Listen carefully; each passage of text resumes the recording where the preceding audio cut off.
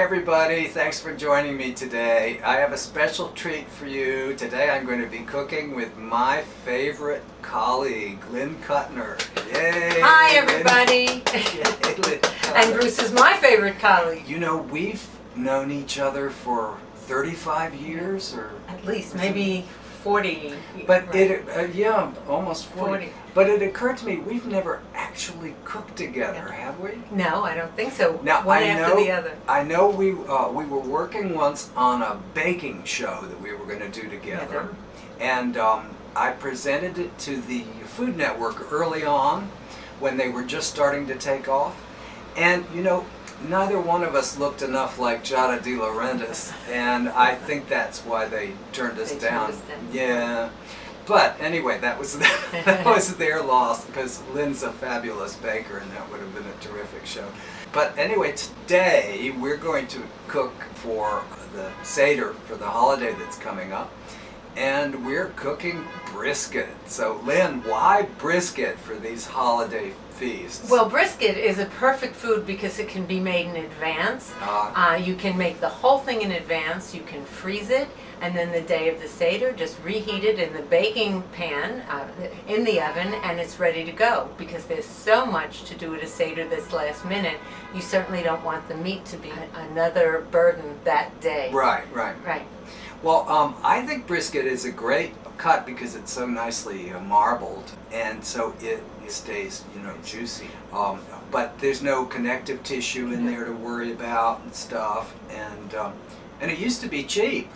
Used to be very cheap. Not anymore. No. But anyway, it is a really nice choice for a holiday feast. So today we're going to get started, I think, with some veggies, and then we'll pay attention to the brisket after that. So we'll start with some knife skills. We'll dazzle you with our various knife skills. Okay, so I've got the leeks that Lynn already cleaned very carefully. You notice she cut them in half so she could wash them deep down, get all that sand out. Right. And then once they're nice and clean, you can just make some lengthwise cuts to get it a little bit narrower. I already did the tops of these. And Lynn likes to use the whole leek. We were talking about this a little bit ago, and she likes to use the whole thing, so I'm going to do it her way. Perfect. Wow, what a cut. So we're going to get the leeks cut. They need to be fairly fine. So let me get working on that. How many leeks was this? That was 3 rather thin leeks, so you could use like 2 or 3 leeks? Two if they're big. These were kind of small, and I like the small ones. They're usually cleaner. Oh, okay, that makes sense. Yeah, the big ones tend to be dirtier. It just takes a little more washing. Yeah, but they do get very sandy. Bruce, I never told you, I figured out why in a lot of French recipes they tell you just to use the bottom of the leeks. Yeah. And the reason is that once I was in France staying with friends, and my friend said to me on the way home, pick up a bunch of leeks for me on the way home. So I did. And I got 10 leeks for €1. And I thought, right, so I thought, wow, I would throw the tops out too if I got 10 leeks for €1.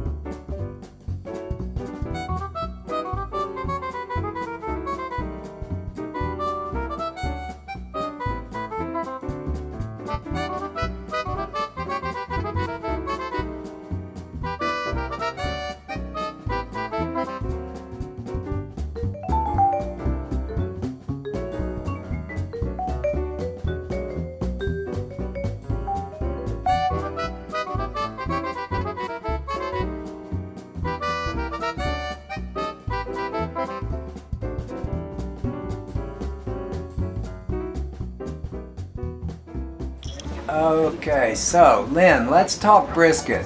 Okay. Now we got these two pieces here. They're about 1.5 pounds. No, a little more than 1.5 pounds. This one looks like 2. It's about, yeah, almost 2 in that one. So it's about 3.5 pounds altogether. Right. And now, as to, it's fairly closely trimmed the way I bought it there. Okay, so now would you normally trim that some more?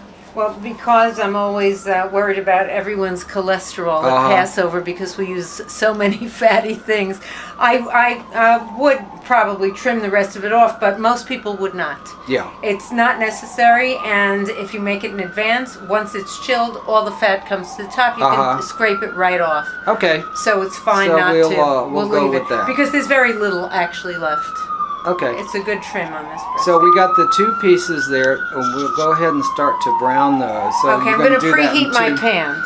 In 2 pans. Right, I'm going to heat the pans. You want the pans very hot. I'm using cast iron because cast iron can really take a tremendous amount of heat. Okay. It's safer. I have some Tefal pans, but I try not to use them on such high heat because it's not considered safe to do so. So you could also use like just a plain stainless steel pan, but they'll be more sticking. Right. Cast iron is sort of naturally non-stick. Right. Okay, I'm using a neutral oil that's kosher for Passover, a grapeseed oil. Okay. Which happens to be also a healthy oil. You wouldn't use and good at high temperatures. Good at high temperatures, right. Extra virgin olive oil is not great at high temperatures. If you're doing like a quick saute quickly, you can do it for a few seconds at high temperature, but for extended, like browning, really browning this, not now, great. While these are heating up, should we season that? You know, I season it after. You like to do it later? I like to do it afterwards because then it won't, because sometimes the salt draws out the blood. It draws more juices out. Right. So after it's browned, when I put it in the braising pan, I rub it with salt, pepper, and paprika. Oh, okay. That sounds good. Paprika is a very Jewish spice. Yeah? Yeah. We use a lot of paprika. I had no idea. And you notice that I've really dried the meat off. It's you can either rinse the meat off or not. I did, but not everyone does. But whatever you do, the meat has to be very dry so that it will take a good sear. Oh, okay. Okay, that's important. That sounds good. I smell the oil now, so we're getting there, huh? Yeah, I see it beginning to smoke. I'm going to put it fat side down. Okay. Because that way I'll render. So I use very little oil. You see, it's not even 1/8 of an inch deep. Okay. I have a good sound. I'm going to put the flames very high. This is not a medium heat thing. This is a hot thing, and it sort of splatters. But this is a little kitchen tip. The paper towels that you use to dry the meat, they're perfect to wipe up all the grease. All the splatters, right? All the splatters. Okay. So don't throw them out right away. Wait till you really use them. That makes sense. Right. Trying to get a really nice, good sear on meat. Don't move it around in the pan or you won't get a good sear. It won't have enough time to adhere. Okay, really. So we wait till we have a nice crust. Before we turn it over. Okay, that sounds good. Okay, so now we're ready for our ready turn. to turn it. You see that it's beginning to cook like around the edge. It's been about 4 minutes or so. Look at that nice crust Ooh, pretty. that we have. Yeah, that's a nice. Just scroll up a little bit, just hold it down. And then you can turn it from, after we get a good sear on this side, you can stand it up and sear the short side too. Oh, okay. That's fine. I generally do that in one pan because you can stand them all up together. Uh-huh. Well, that makes sense. Yeah, sure. Okay, now the bottom side is well seared. I'm going to actually turn it on. You see that nice sear that I have there? Ooh, nice. I'm going to turn it on the side and we can do both pieces in the same pan. Oh, perfect. Okay. And I'll just do it a little bit on each side there. You have to sort of hold it up. It's a balancing act. Okay. And in a minute, I'll just turn it to another side. Okay.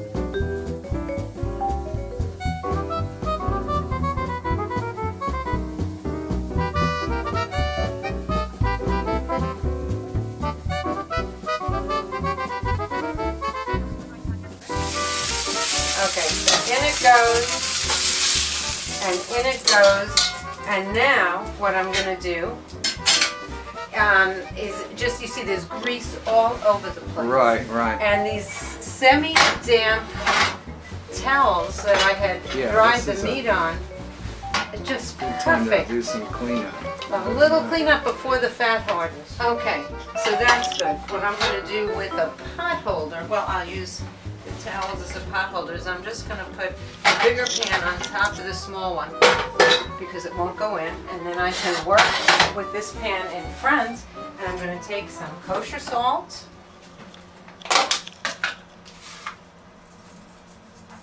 And salt the meat. Mm-hmm. Okay, I'm going to use some fresh ground pepper.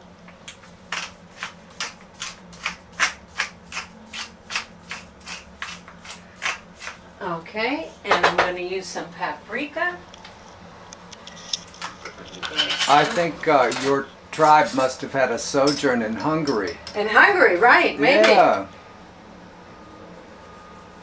Paprika was one of the few spices my grandmother actually used because coming from Russia, near the Polish border, near Minsk, they didn't have much in the way of herbs and spices, but salt, pepper, paprika, and then if the meat weren't too hot, you could rub it in with your hands, but it is a little hot, so I'm just going to rub it in, turn it over, and do the other side. Okay, perfect.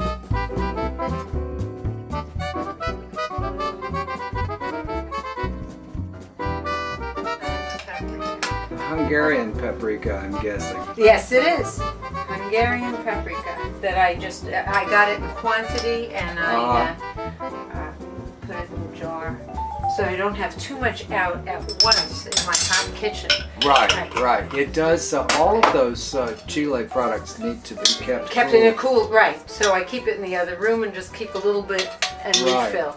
Okay, so this is all rubbed in. I'm going to just put it in the bag.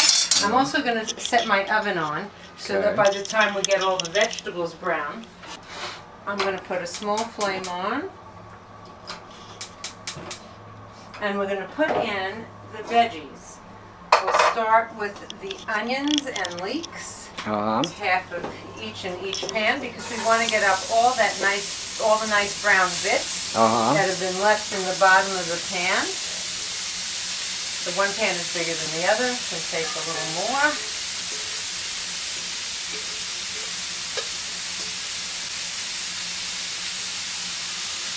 Okay. And it'll brown rather quickly because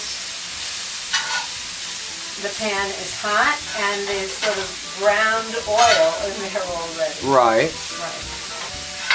And this is part of the deglazing process. You don't want to ever throw a pan out where meat has been browned in it until you get the good stuff off. I was once teaching a cooking class where I was making rib steaks in the pan and then we were going to deglaze, with shallots.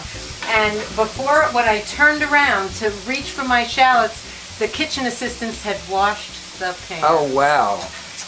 The end of the steak. Yeah.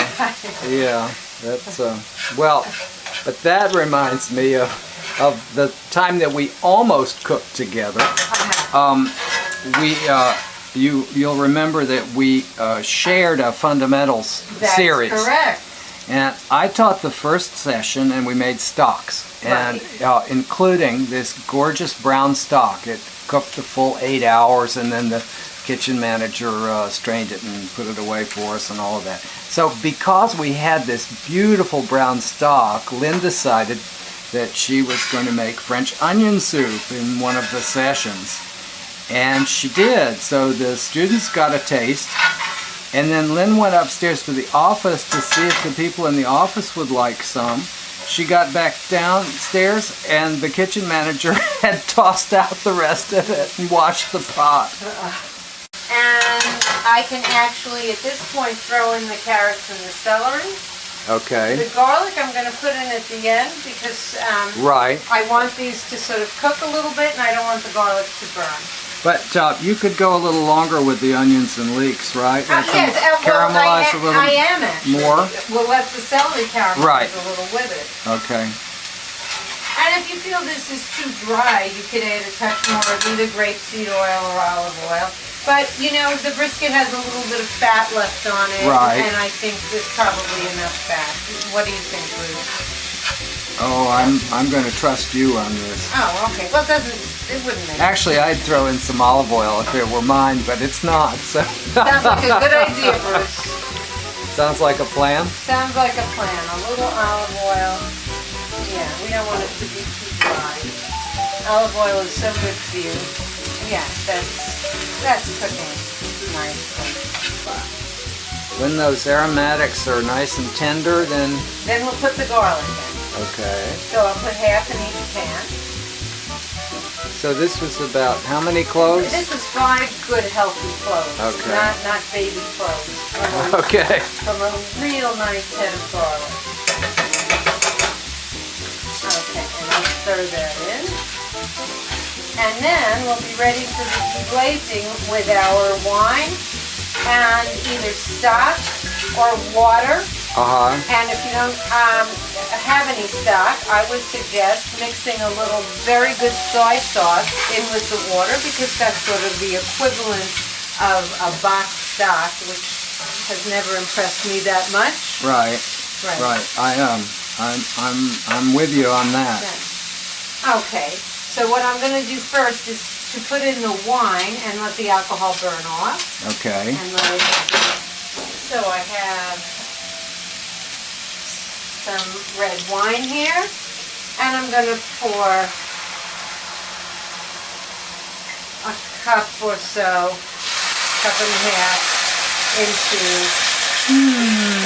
that smells so good. Does that smell good? Okay. You know, I might as well just leave it out because there's only a drop left. Can't hurt. Now it's time to put in. Oh, okay. Now this is basically the equivalent of a demi-glace, which is a very, very expensive item if you ever buy it. Is. But I don't buy it. If I roast a chicken and I deglaze the pan under the chicken that is roasted, there's always a beautiful sauce to be had. Oh, good. For free. Right. And we might use a little bit on the chicken, but then there's what's left over, and I always put it in the freezer to use instead of stock. That's great. And So we've got chicken demi-glace here because that the natural gelatin and all in there, that really makes a difference. And I have taken all the fat off. It is a fat-free product. Great. Okay. So I'll put half because I had frozen it. It's a little bit frozen. We'll break it up. I'm just going to do a little taste to see.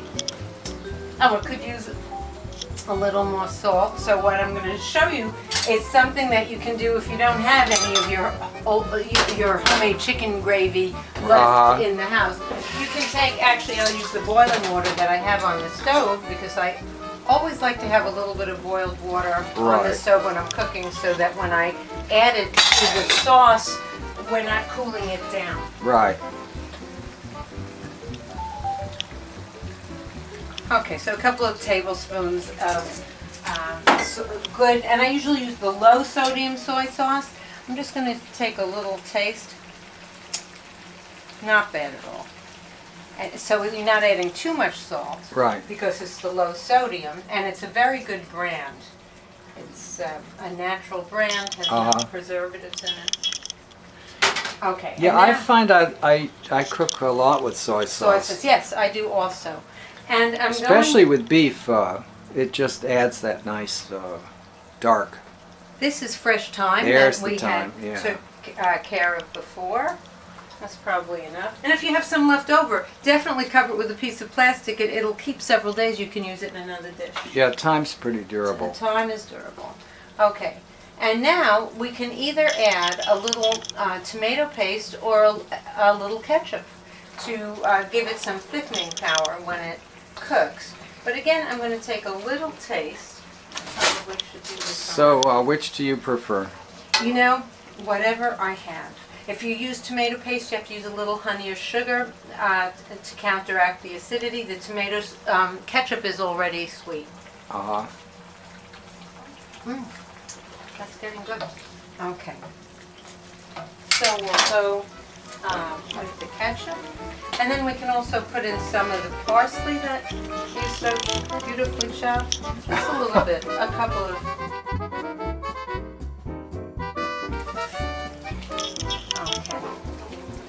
Some in here, and some in here. And you know what? I can save some for the end when you serve it. You might want to put like some fresh parsley because it gives it a nice fresh look, right? Okay, sounds good. Now I'm ready to pour this on top of the meat, but I must get a pot holder. Okay, it's a heavy pan. I'm going to use 2 hands. Pour it on. Smells divine. And don't worry, all that's going to get in there. I'm going to use some of my hot water that I have here and clean it out. And it won't be quite as heavy when I lift it this time. Okay. Actually. So I'll scrape this pan out. This pan is less heavy. I can actually lift it with one hand. The other pan is just a little weighty for me. Okay.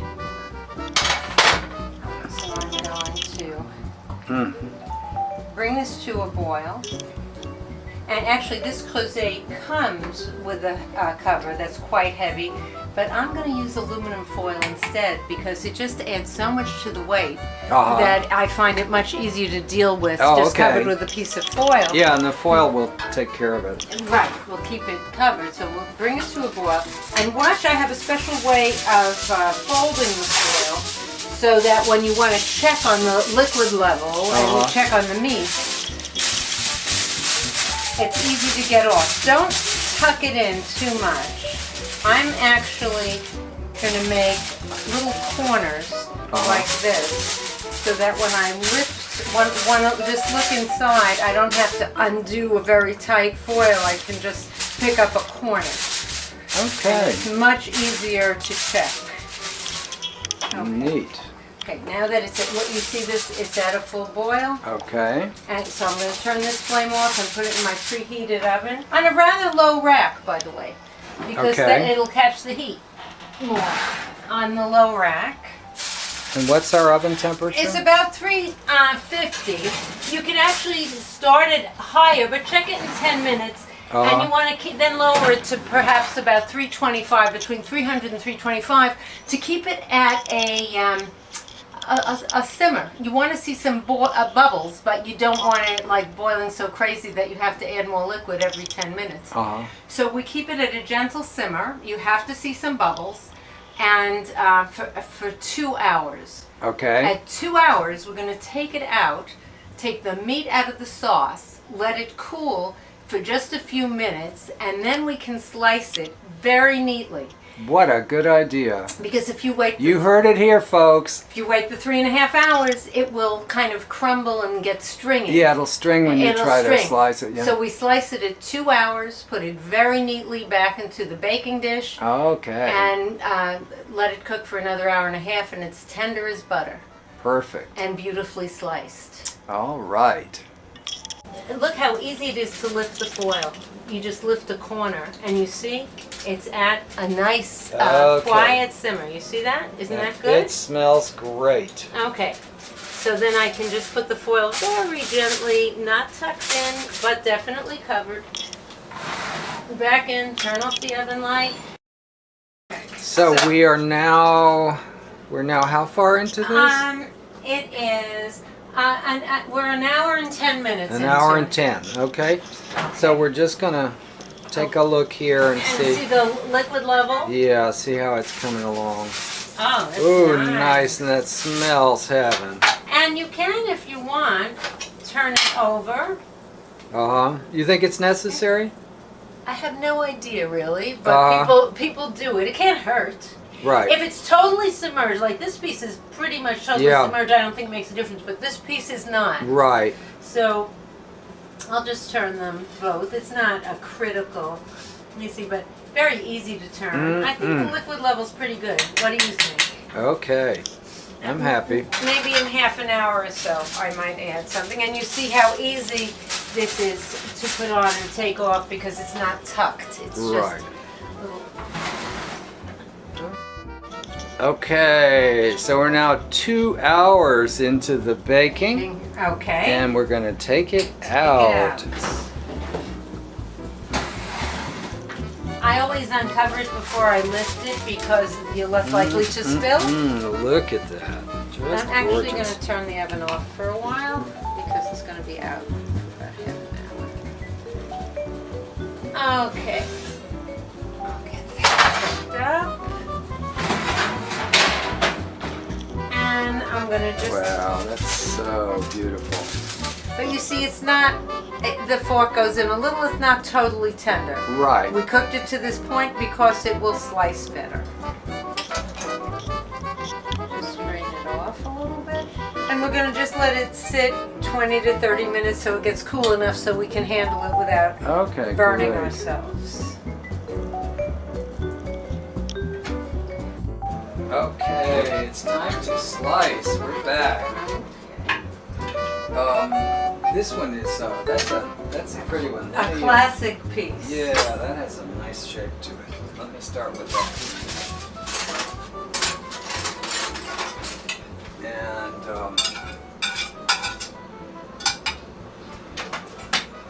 let me. So we want to cut across the grain. Oh, this is that Piece of fat Yeah, that we let me can turn slice. that I'm just off. giving this is the auxiliary little trash. Okay. Easy to get to. Okay, Yeah, that's the rest fine. of that'll be fine.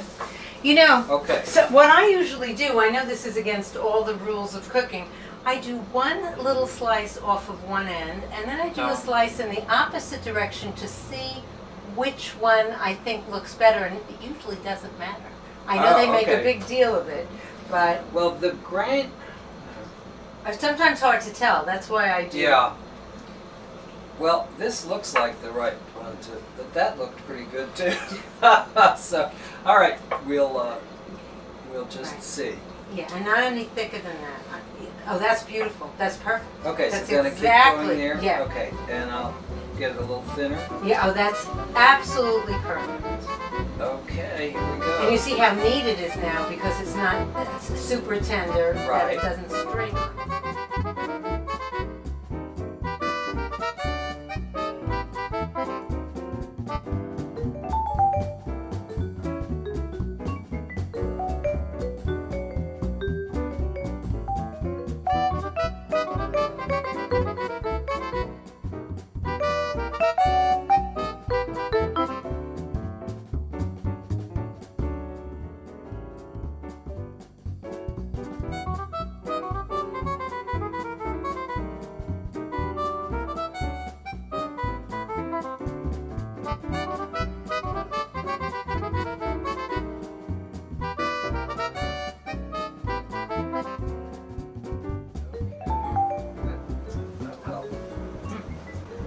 I tend not to add more salt, but I do undersalt things, so Okay, I'll let's give you a taste. let's see where we are with the seasoning here.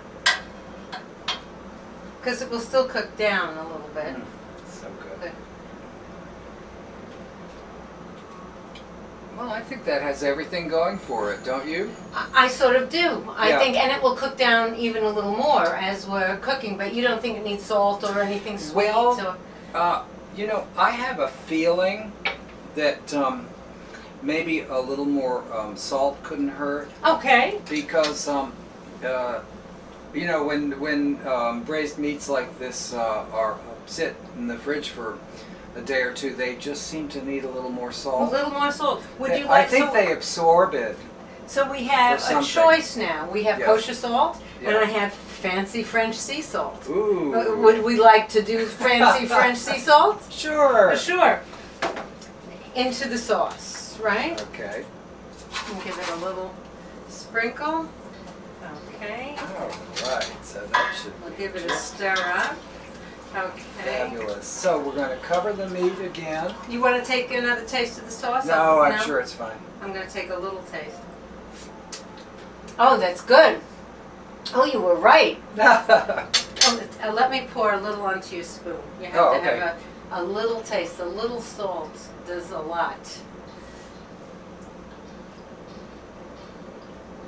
That's Nice. good, right? Very nice. Very nice. You see? Okay, so I have my ladle. There's still a little acidity left from the wine, Mhm. and the vegetables are nice and sweet, and all that stuff. It's just nice. And of course, if this seems too thick to you, you know, if you don't have enough liquid, you just add some boiling water, no problem. Don't let it dry out. I think it's good. And I always put my edges up a little okay. tiny bit so it's easy to check. And so And I'll- we're going back at like 325. Actually, I have it on about 375 now just to bring start, it up, right. and then I'll lower it. We'll look at it in 10 minutes and lower it. And notice I always put it sort of toward the bottom of the oven because the heat comes from the bottom and it gets it Right. cooking. Okay. Okay, so we're now Ready to remove the brisket. all right. So we've had another hour in the oven.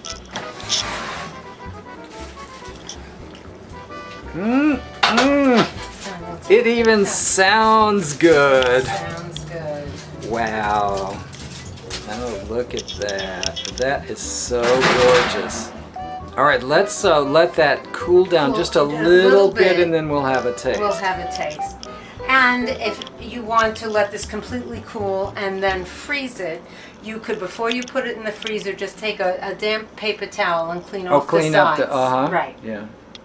Okay, so that was 2 hours in the oven In a for the whole original steak. braise, right? Then slice, and another hour or so. Oh, this is definitely- Ooh-wee.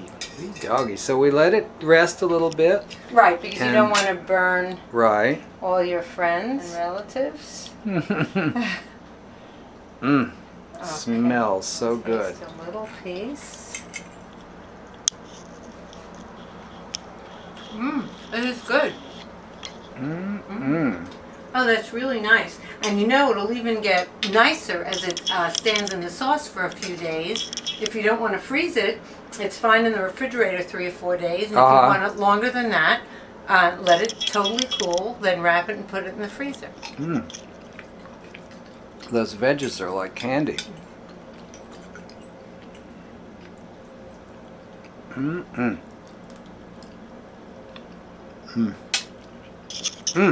That is so good, Isn't Lynn. it good? Wow, that's really delicious. Thank you. I think I have to have another bite. Absolutely. Right. So do I. Okay. So that's our Passover brisket. Thanks everybody. Thanks for joining us today. Thank you, Lynn. Oh, mwah. What a pleasure. Wasn't this fun? It was fun. And I hope It was everyone great fun. enjoys this brisket, and you can change the vegetables around. It doesn't matter really what wine you use, just do it. It will be delicious.